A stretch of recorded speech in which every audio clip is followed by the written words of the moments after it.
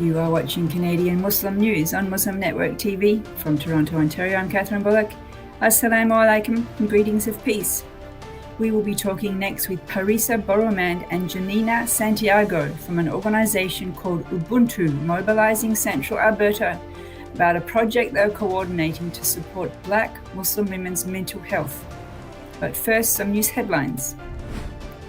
Calls for resignation of 2 Alberta's MLAs. Chinese state media target Canadian scholar for his Uyghur research. Shooting at Muslim cemetery leaves 1 dead. Muslim Council of Britain demands UK leadership to address Islamophobia. Now the details.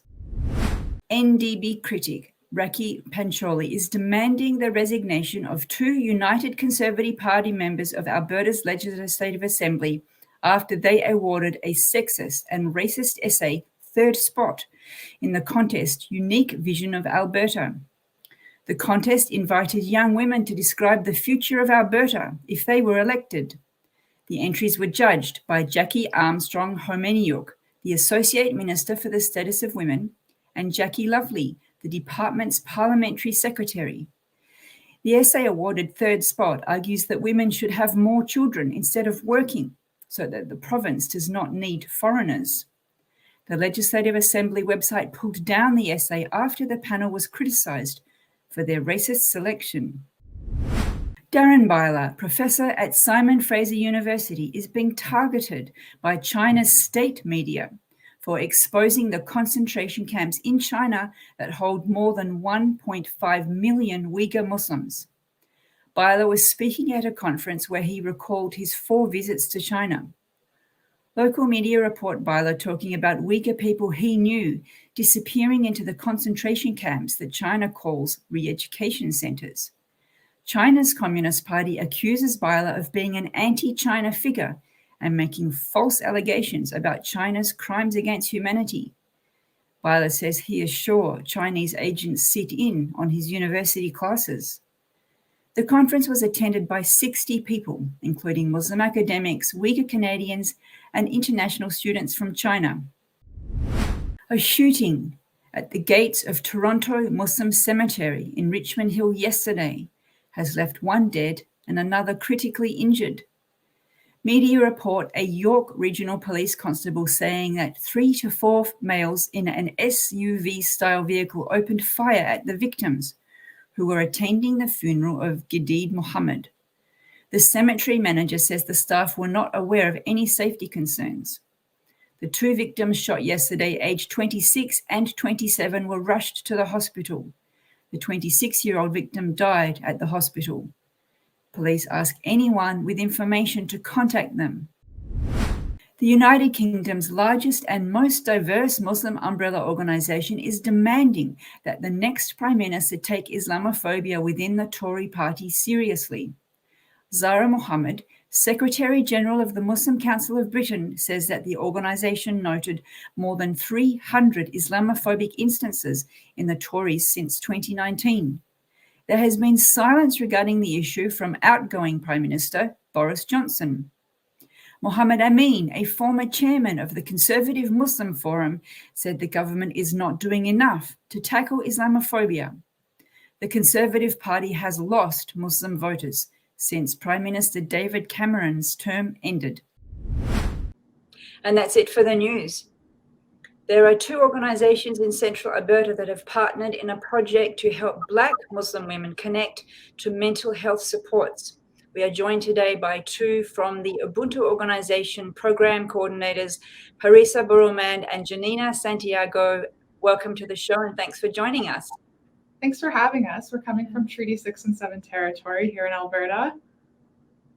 And Treaty 6 territory, I believe, I've checked the map, is between Calgary and Edmonton, right? Exactly, yeah. Something called Red Deer in English. Yeah, Red Deer River. We heard last year about very unfortunate attacks on Black Muslim women in Edmonton, which isn't too far from you, I think. So why did you feel the need in Red Deer to have this kind of project? Let's start with Parisa. Okay.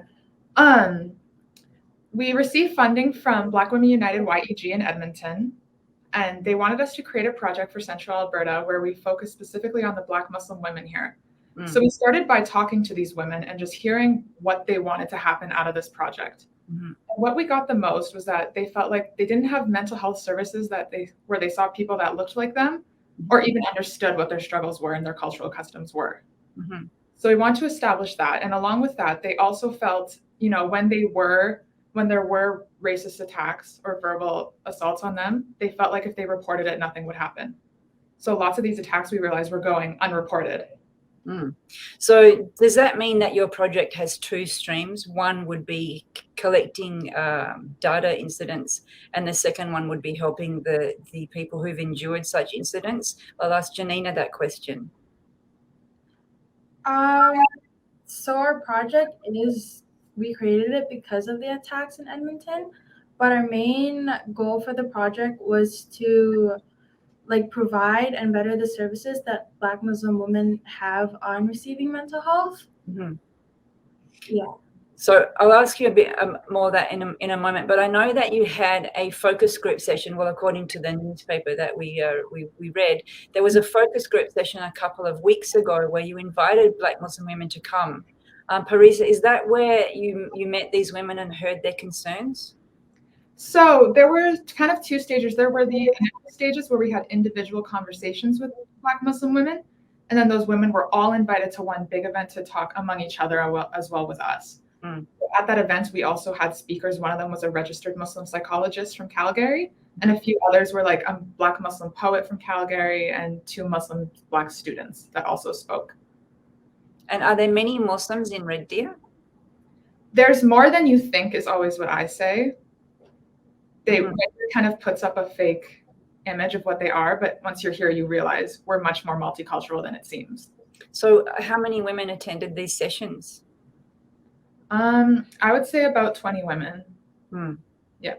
So Janina, you've got some, I think, a very tidy sum from the Alberta government. Is that the money that has come to you through that organisation that was mentioned at the beginning, the Edmonton organisation?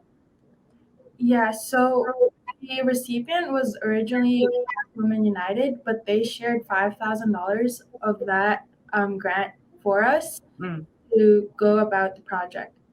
And what are the main things that you'll be delivering on with that funding? So with the funding, we've already used a good amount of it because we are finished with the project. We did it to help the event and also pay for the food, the venues, honorariums for the speakers, and just promoting the event for the last couple of weeks ago. So does that mean that the project is officially over?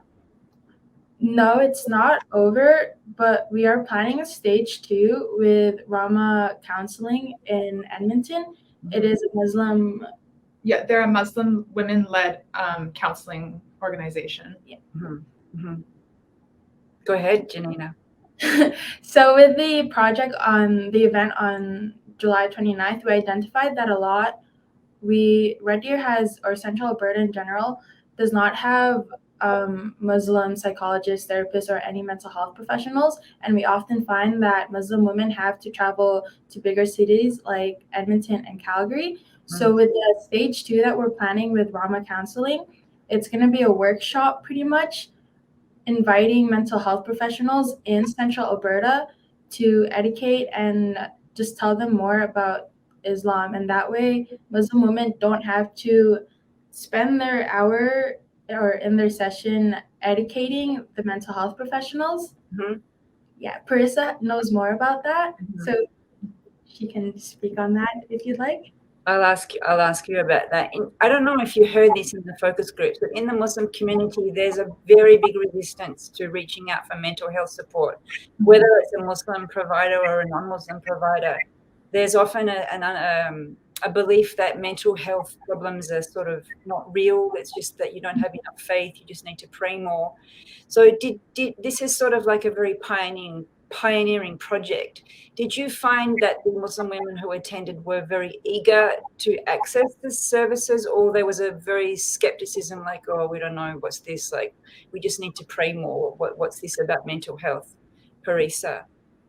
So we found many of the young women were very eager to share their experiences and their journeys with their mental health, but we more found the newcomers and the older women were more hesitant. So when we were interviewing a few of the newcomers in the early stages, when we would ask them what they think about the term mental health, they would have it synonymously associated with the word crazy people or sadness. They did not have direct translations to most of their languages for that term. So how did you pitch it then? How did you pitch it? We took the word sadness and we said, okay, so what makes you sad? And then they would start talking about what makes them sad. And we're like, that's exactly what impacts your mental health. And then we talk about solutions to how we can help fix that sadness feeling. And then that's when they started to kind of get it. So I don't know if Parisa or Janina knows this, but what were they saying? What makes them sad? I can say many of them said war makes them sad, being away from their families and feeling of isolation. Because many of them, one of the women we talked to, she came here alone and was working for years waiting for her family to come. And that made her sad. And those are the older, the immigrants. But what about the young people who have been born here or who came at a young age? What were they saying? So some of them were just school pretty much, and then also trying to find a group of Muslim women or Muslim friends that was able to understand their religion and also what they come from. That was one of the mental health issue or like problems that they had. For example, one of the speakers that spoke, she was talking about how in Red Deer there isn't a group of Muslim women or friends that she was able to come to, but then when she moved for university, she was able to find more of that or of that niche, I'd say. Right. So you've done this project and you've helped the people who you're hoping to help understand it a little.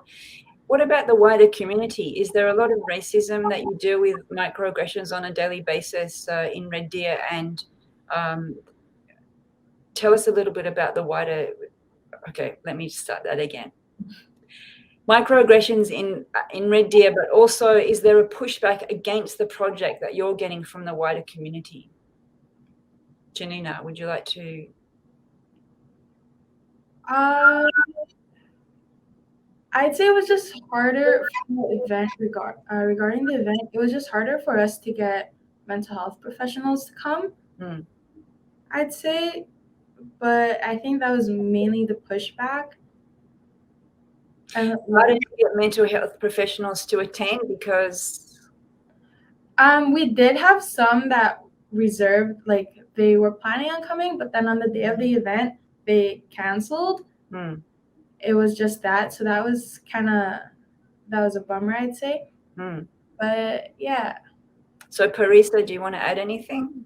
I think that main issue right there is what pushed us to create a stage 2 where we're going to focus right on those mental health professionals here that don't understand, because if they don't want to attend the event or they couldn't, that's fine. So we need to create an event specifically for them to learn about these topics and be comfortable discussing these topics in the first place. Is it your sense that they might themselves think, oh, she's a Muslim woman, she's sad because her religion says her husband can beat her, or those kinds of stereotypes? Yeah, it's definitely that. They do not understand what the religion itself means. And what we want this workshop to do partially is explain them what Islam is and what it stands for. Well, unfortunately, we're out of time, but thank you for joining us and sharing with us, and we commend you and wish you well in this project and the rest of the work you do. Thank you so much. Thank you so much for having us. Thank you. Thank you for watching. If you like what we do, please share, like, and subscribe. Stay safe, and God bless.